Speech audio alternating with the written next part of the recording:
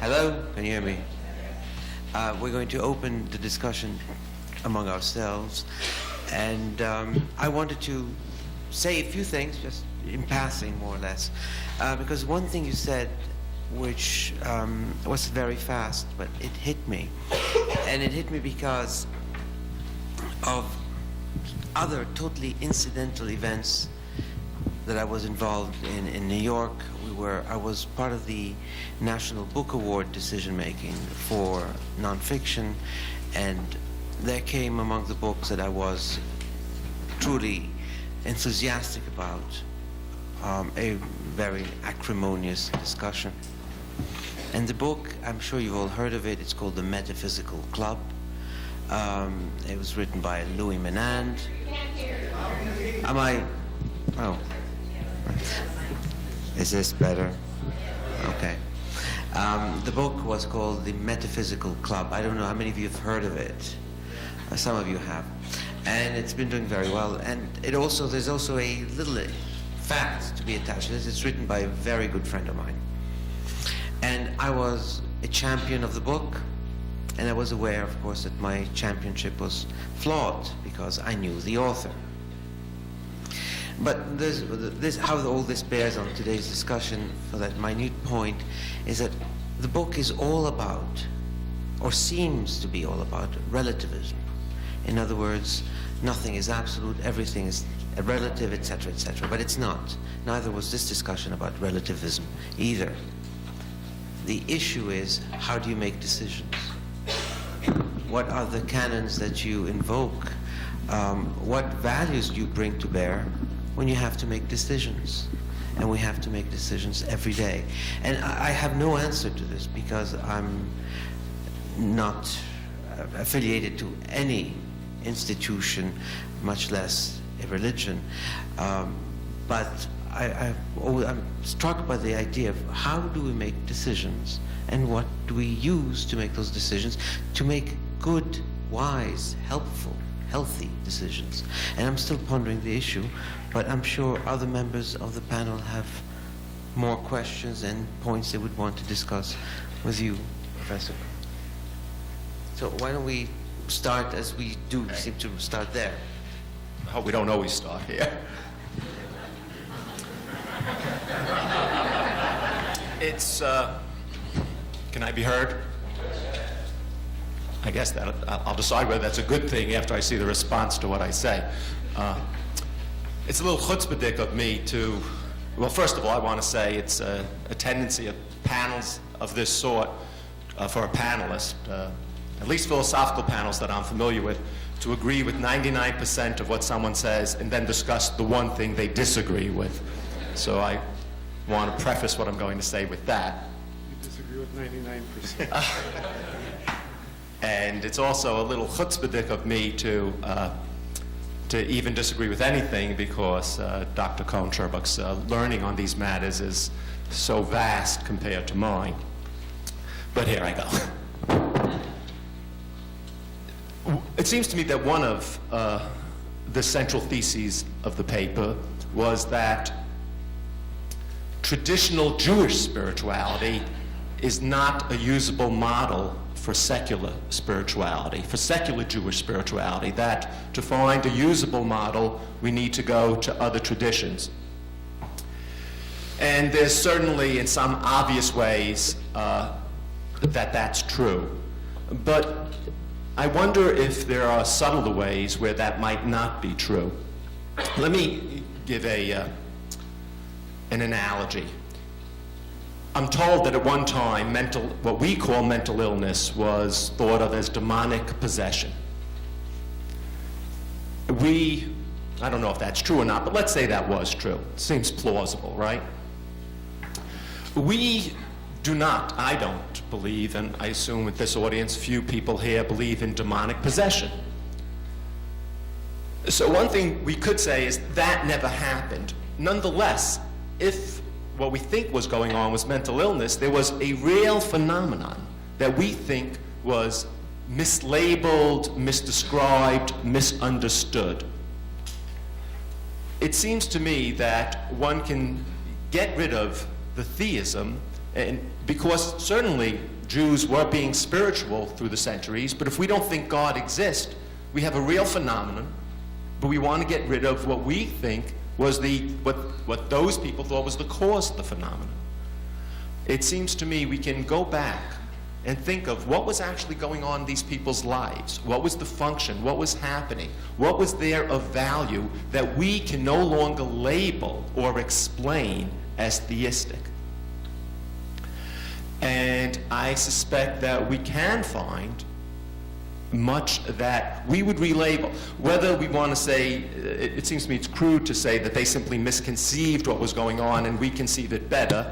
Perhaps a better way to say it is, given their cultural setting, they described it in a particular way. Given the cultural setting that I'm most comfortable with, science, rationality, etc., I explain it and label it differently. But some of the same human dynamics and human needs can be met or be understood as having similar attitudes, similar psychology behind it, similar sociological conditions, or different ones, but still there's a certain continuity there. So I have not abandoned hope of thinking that contemporary secular Jewish spirituality cannot be, of course, changed, of course, evolved, but in many important ways continuous with traditional Jewish spirituality. And then just a smaller note that I would like to mention. I wonder if Eastern religious traditions, of course, rich and varied, and you could find a model for anything in them, I suppose.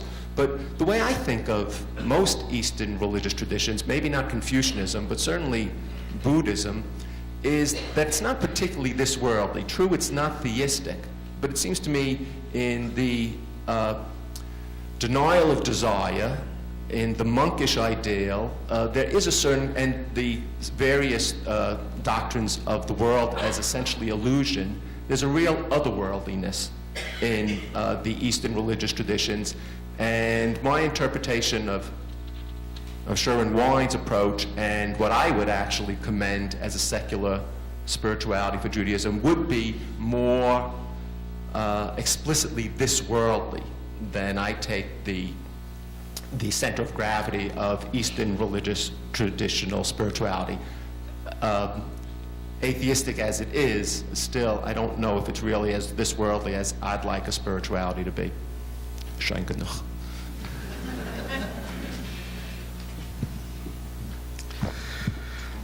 I have a methodological problem, is that on all of these things, there isn't a little to say, there's a lot to say, and it's always a large panel. And it's a real problem to be restrained on all the points you want to pick up, but I'll try to do something so quickly. You can hear me when I talk, all right? Okay. Because of my training in philosophy, I have a strong emphasis on clarity, which has led me over the generations to come to the conclusion that clarity is not always clear. So my tendency is to look at cases where sharp distinctions are made and come to the conclusions that the distinctions are not sharp. And then as I think about the distinctions not being sharp, then I begin to lose the distinctions, and then I begin to think, well, there must be some difference. And I wave back and forth that way. The subjects I'm thinking about now where I'm losing the sense of distinctions are secular religious, holy, non-holy, spiritual, non-spiritual, and I have more fuzziness going through my mind at the moment that I can totally share. But I'm going to pick up one part of it, and it's actually something that Dan said at the very beginning, and I am guilty of exactly what you said. I'm going to focus on one thing with 99% agreement with what Dan said. I guess I should say a word first of all about the general agreement, and that may be a theme that emerges. We don't believe in Torah true Judaism because we don't believe Judaism is pure. which means at a minimal level that being part of a minority culture at least, we have always been subject to majority cultures, and the influence of the majority of cultures have always changed us, so that major changes in stages of Jewish belief and practice and everything have been marked by general changes in the dominant cultures influencing us and our response to them. The creation of the State of Israel was in part a desire for a return to a Jewish purity uninfluenced by other things, and of course that's not true. If you look at Israeli literature, it's still being influenced by American culture, French culture, etc. The increase of Muslim people, Muslim cultural people in Israel has brought a new emphasis into Israel that's changed its language, changed its values, in ways that Sabras can often find infuriating. But is also a mark of what we are as a people. We live because we change and we're not pure. That I take as a major theme from a cultural perspective on what Dan is saying. And what he's saying is as we have developed out of our theistic context, we have needs to bring new graphs onto the Jewish mind, and they can come from Asian sources. And part of living in the 21st century is we are no longer Eurocentric, and we are open that people from other parts of the world than where we Ashkenazi Jews have traditionally come from have a great deal to teach us, and that includes Buddhism, and that includes Hinduism. And if we are going to bring in a new non-theistic notion of spirituality into Judaism, which is an authentically inauthentic Jewish thing to do, we can do it with pride and not worry about it. I complete agreement with it. Now I'll pick up the disagreement.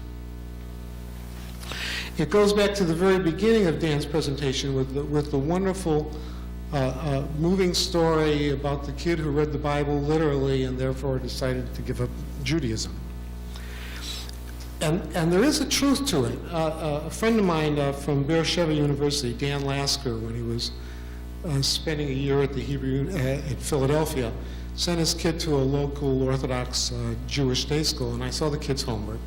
The kid came home from school, and in typical fashion for this school, I don't want to generalize to all Orthodox schools, to this school, you were given a set of questions, all of which had a right answer. And the job of the 5-year-old was to find the right answer to the question. And the question was, I always have to check my calendar to know it for this example, how do we know that the earth is 5,760 years old? And the answer to the question is Bereshit bara Elohim. It was the only, in the beginning God created, etc. Now, my contention, since creation is an issue that interests me a great deal, is that Orthodox teaching that was coming in this Orthodox Jewish day school is not Jewish. It's American Protestant. That to my knowledge, the only people who have ever read the Bible literally are a small group of 20th century American Protestants. I don't know of Christians who ever read it that way. Certainly Catholics never read it that way. Muslims do not read it that way. Jews don't read it that way. I don't know anybody else but these American Protestants who read it that way. And furthermore, it's a misreading of the text. Now, I mentioned that in a context that when we talk about our opposition to others, the lines get confused. Whether we can have a secular reading, if we, and I'm always not sure what secular means, but I'll let that go. If we can have a secular reading of Judaism, we can read it in the tradition and we can find sources within the tradition, but we have to reinterpret those sources to do so, and we can authentically reinterpret those sources to do so in the light of new insight that makes, because from the fact that we now take serious in Asia that we never took seriously before. That's a healthy, good thing, and I hope a very Jewish thing to do. That's enough for now. Okay. We're going to ask one more person, maybe Daniel, maybe do you want to ask a question? Then he's going to answer three at the same time. I'll ask a question of Dan, my fellow Denverite, and I'll make it brief. I'm going to play the devil's advocate and ask a question that I'd hate when it is asked of me, which is very often. And that is, and after I ask the question, I just want to explicate it slightly. What makes it Jewish? In view of the radical discontinuity between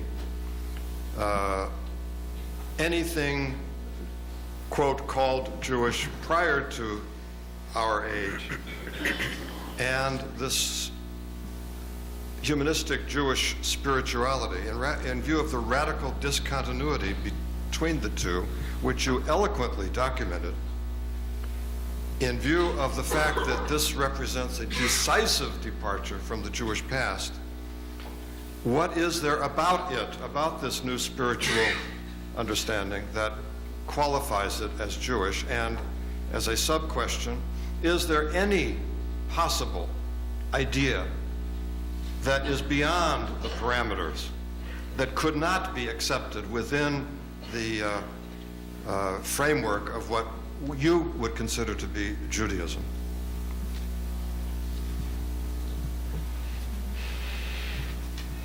Right. Well, thank you for all those questions.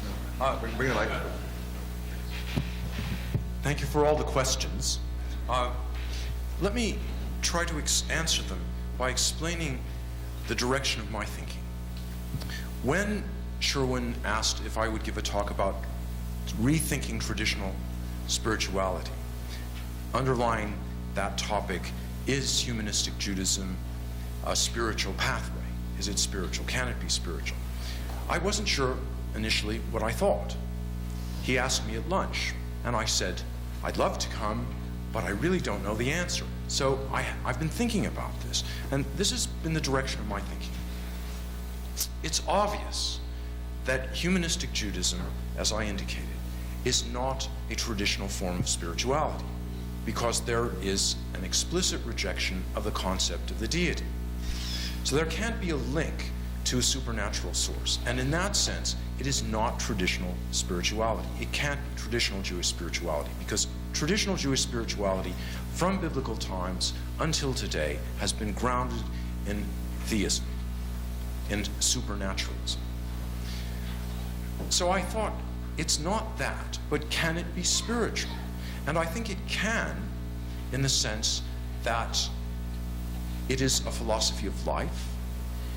It's also a mode of religious living, in the sense that Jewish festivals, Jewish folkways, life cycle events are observed within humanistic Judaism. It's not just a philosophy of life. It's a philosophy of life embedded within a tradition. And the reason that I looked eastward at Confucianism and Buddhism, Theravada Buddhism, and Taoism is because I could see in those three religions a parallel to what is happening within humanistic Judaism. And I don't want to suggest that humanistic Judaism is a Western style, Eastern kind of spirituality. I don't mean to suggest that. I simply mean that there are analogies, that there are parallels in Eastern religions to humanistic Judaism. So it's analogous, but it's not the same. And of course, Buddhism is more complicated than I indicated. There are two major forms of Buddhism. There's Theravada Buddhism, which is certainly non-supernaturalistic, and Mahayana Buddhism, which is a kind of quasi-theism. At least bodhisattvas are worshipped. So I was confining myself really to Theravada Buddhism. So to come back to the questions, traditional Jewish spirituality has, I think, been demystified within humanistic Judaism. We do not believe that, at least I think you as humanists, do not believe that the ancient Israelites in fact experienced God. They believe they did, but they didn't. I think you think they were deluded in thinking that they did. They had spiritual experiences, but I think humanists don't believe that those spiritual experiences were actually experiences of the divine. So it's certainly very different from traditional Jewish spirituality. Whether you can rescue traditional Jewish spirituality within humanistic Judaism, I don't know. I don't think you can. I think that the whole thrust of humanistic Judaism is to reject the assumptions, the metaphysical assumptions of traditional theism. And once you've rejected those assumptions and demythologized the faith, I don't think that you can rescue it. It has changed. That comes to Dan's question. In what sense is humanistic Judaism Jewish? Is it a Jewish form of spirituality? Now, I think it is a Jewish form of spirituality because Judaism is no longer monolithic. It's Jewish in the sense, you know much more about this than I do, but it's Jewish in the sense that humanistic Jews do follow Jewish practices. You celebrate Shabbat. You celebrate the festivals. You have life cycle events that are Jewish. You have reinterpreted those life cycle events and those festivals in line with your theology or non-theology, or in line with your ideology, but you do try to live a Jewish lifestyle. And in that sense, it's Jewish. If one simply followed Sherwin Wine's philosophy of life in staying sane in a crazy world, I don't think that in and of itself would be a Jewish philosophy of life. But if there's a blend between that philosophy of life and living a Jewish lifestyle in a humanistic context, I think it is a form of Jewish spirituality. But it is not orthodox. It is not reform. It's not reconstructionist either. It's a new kind of thing. It's not Judaism with a capital J as it's always been. But if you want to include in the circle of Judaism all the different movements that currently exist, I think that it is Jewish. So that's what I would say. If you didn't do anything, and this is an answer to your second question, what would make it not Jewish? If a humanistic Jew never observed what I want to call the sancta of Jewish life, if you did not go to services on Rosh Hashanah, if you didn't blow shofars on Rosh Hashanah, if you didn't observe Yom Kippur, if you didn't do anything Jewish, zero, if in the Jewish shopping basket there was nothing, not even a piece of matzah, then I don't think it's Jewish. If you say, be brave in the face of life's difficulties and be rational, that in of itself is insufficient. So yes, humanistic Judaism could cease to be Jewish if there were nothing to do with Judaism. You know, if you think of Judaism as a emporium, as a shopping center, as a supermarket. If you think of Judaism as a supermarket and you push your trolley through, your shopping basket, I don't know what you call it. Shopping basket? Cart. If you push your cart through this, I've got to change my nomenclature. If you push this cart through the supermarket, and on the shelves there's the Tanakh, and there's tefillin, and there are prayer shawls, and there are shofars, etc., etc., etc. And if you go through and you don't take anything in your basket, you're not practicing Judaism. So that would be the answer that I would give. In terms of Andre's question or point about making decisions, humanistic Judaism is not relativistic. It is not relativistic because, as I understand, you believe in human reason as the basis for decision making. And you believe in truth. You believe that there is no God, and you believe that your disbelief is true. And therefore, you do believe in truth, and you believe that reason is the source of uncovering the truth. It may be that we can't uncover the truth, but truth is there to be uncovered, and reason is the way, and science is part of that methodology of uncovering the truth. So that's what I would think humanistic Judaism says. Now, can that be a spiritual mode of operation? Yes. I think it can be, because it certainly is so in other religious traditions. So that's all I'm going to say now. Okay?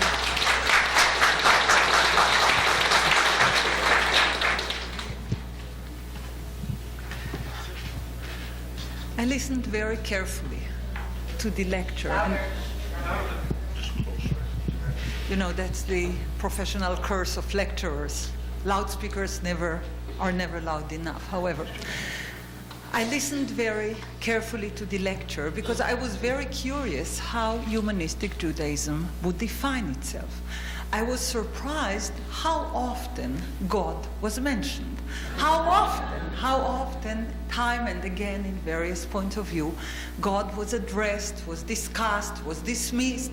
How central a place God that one does not believe in is being part of the discussion. Now, think about it for a moment.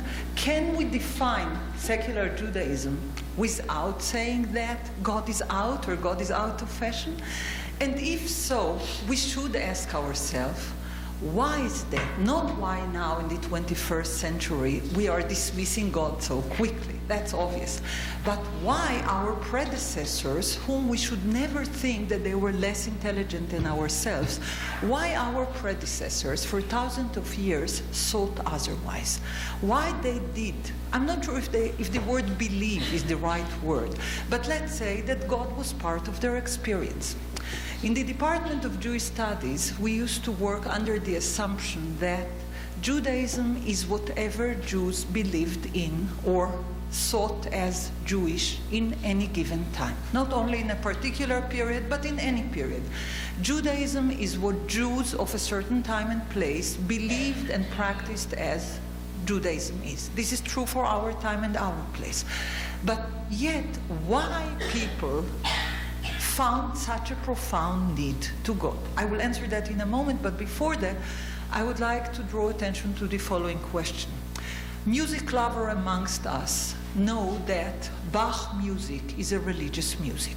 Bach was a profound believer in God. Now, we can enjoy Bach music dismissing his religious belief. However, we cannot say that Bach would be such a great musician should he not have this religious inspiration. So, in a similar manner, can we enjoy Jewish heritage as we enjoy Bach's music, not dismissing this source of inspiration, but being free to decide why is it meaningful to us? To return to the first point, why did we need it all? Why for thousands of years people needed God? Why after the tragedy of the 11th of September, the first reaction was, let's pray. Why? Because it was a striking example how powerless we are, how weak we are, how we only deem to think that we can control things, and how many evil powers are around us which beyond our control. It's worthwhile to remember that Judaism started as a religion of slaves. When Moses invented God, he did it for the sake of freeing slaves. Judaism started in Egypt about 4,000 years ago, when the people were slaves, when they enjoyed no freedom, when they had no effect on their destiny and role.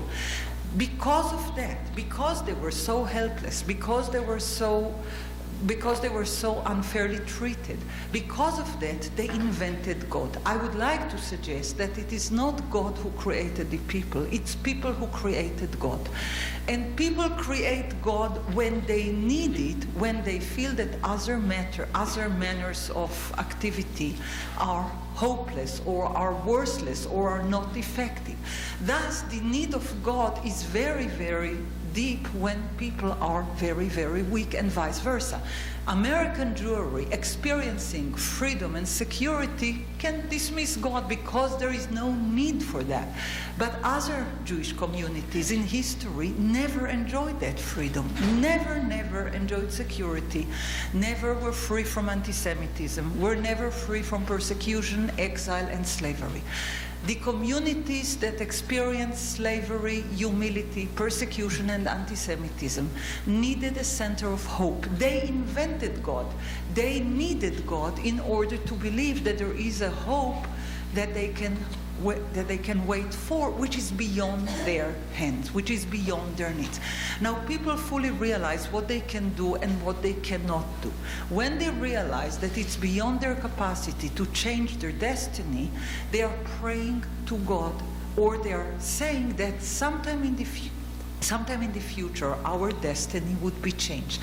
It is not to us in our days to change it, so we entrust it to the hands of divine power that we invent. It is not God who creates us, it's we who create God. And we create God when we need one. Now, what kind of God do we create? If you read carefully the biblical heritage and other religious heritage, God is the power that has all the traits that we need desperately and we don't have enough. God is peace, God is wisdom, God is serenity, God is eternity. We need all of that, but we don't have it. Would anyone say, I have too much wisdom, I have too much peace, do I have too much eternity? No, of course we always wish to have more of that. The traits and components that humans need desperately and never have enough are projected on the deity. That's the meaning of believing in God, and that's the reason that people believed in the deity for thousands of years. Only those people who are free from the fear and from the constraint of history can say, now we can do without it. Fine, we can very well do without it. Only let's remember that as soon as we would be less free or less secure or less independent or less guaranteed by law, then we need the other power which we invent in the course of our imagination. Thank you.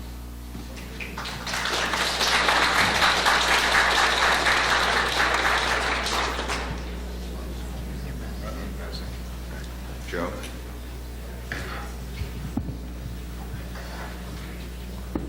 I'm one of those panelists who also agrees with 99% of what Rabbi Dan Cohn-Sherbok said.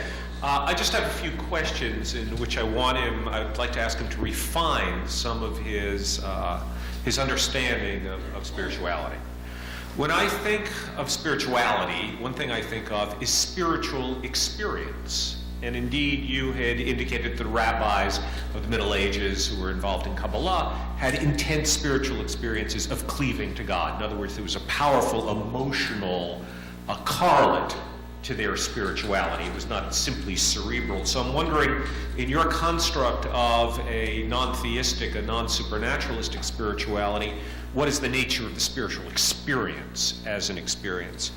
Another question which you move towards, but I'm wondering whether it's sufficient, is you laid out Sherwin's 10 principles as a way, so to speak. But it seems that most religious movements and spiritual movements, not all of course, but most, have a method, very often a tightly prescribed method as to how to achieve spiritual experience. One thinks, of course, of Buddhism, which is incredibly rich in meditative, devotional practices and so forth, all of which are construed to be vehicles by which one reaches the end of having a spiritual experience.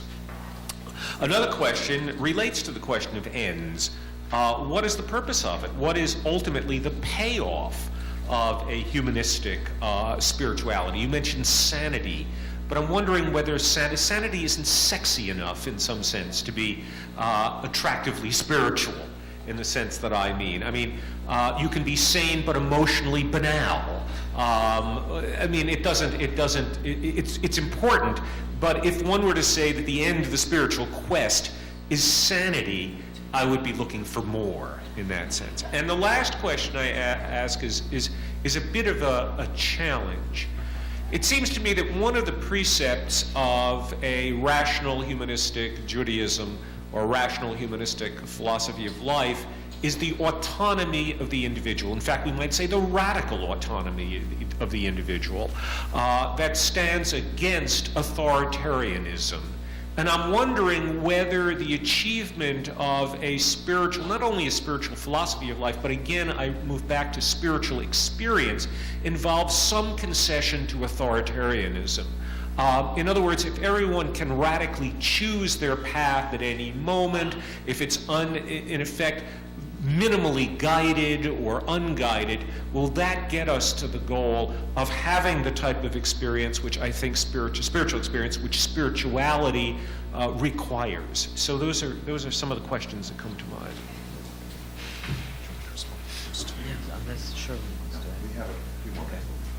Do you want to go first? No, I want you to.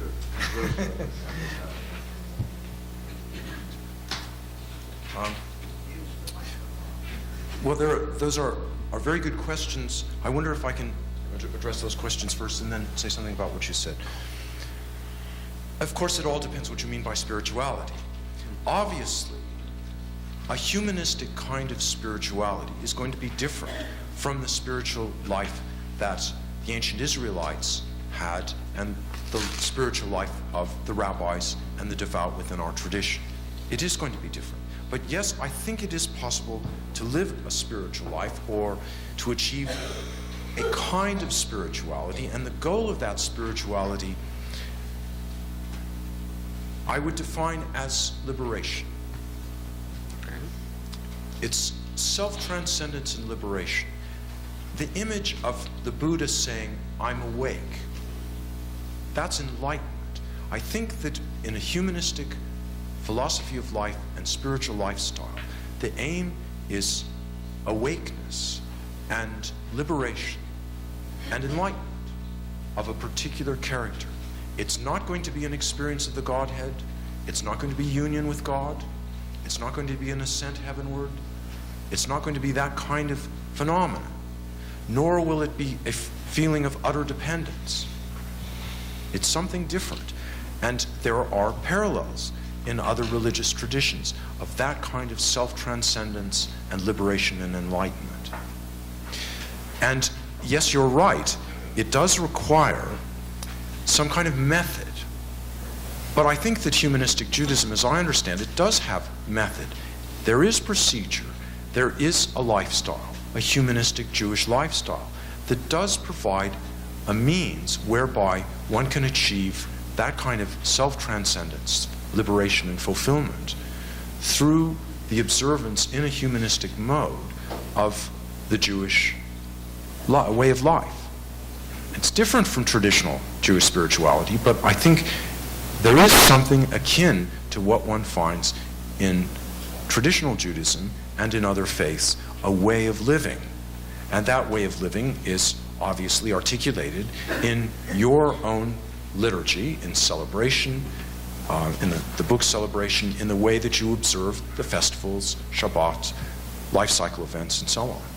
That's the way to live a humanistic lifestyle, which has the goal of illumination, I think inner illumination. Of course, you're right that humanists speak about God all the time.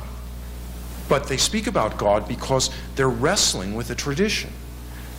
They are, in the tradition of our people, wrestling, but they're wrestling and abandoning. So it is a mode of self-definition in terms of what we are, well, what you as humanistic Jews are not. So I think that's inevitable. And there's loss and gain. There is loss and there is gain. But that doesn't mean that we should regard the tradition, or this great civilization, as having no substance or merit or significance for us, even if we cannot accept its basic presuppositions, its basic metaphysical presuppositions. I teach my students about the history of Judaism, and I try to bring it alive for them because I think it's a very rich treasure house. I think it's fascinating. I want them to be fascinated by what I believe is inherently fascinating. Even though I don't follow the Shulchan Aruch, I want them to know about it. Even though I don't follow the laws in the Mishnah and the Talmud, and even though I'm not a Kabbalist, I want them to know about it because I think it is a rich treasure house. So we shouldn't just cast it out. We should put it in your shopping basket as something which is part of our heritage. Thank you. Very quickly, just a couple of random thoughts. I've been listening so intensely that I have a headache. Norbert's comment about Protestants who have read the Bible, he is of course right, except there have been other fundamentalist eruptions in the history of Christianity where the Bible has been read literally. I tell my students you can take the Bible literally or you can take it seriously.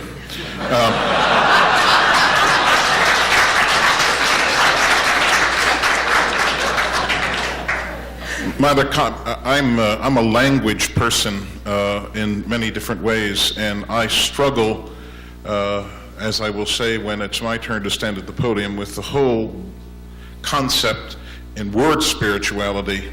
As I've been listening and trying to absorb and process what Dan has said and what my fellow panelists have said, I come back to your insidious idea of the lavender.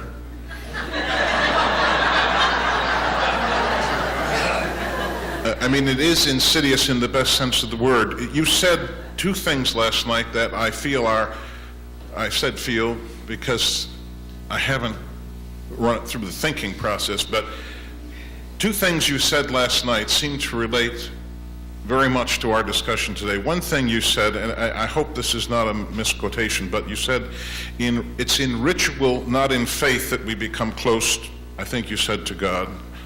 Not in ritual, not faith, and in habit, not belief. And so what people were doing and thinking 1,000, 2,000, 4,000 years ago was informed by their habits, and we have inherited their habits. The other thing you said that I think is relevant to this discussion, you said different lavender, same person.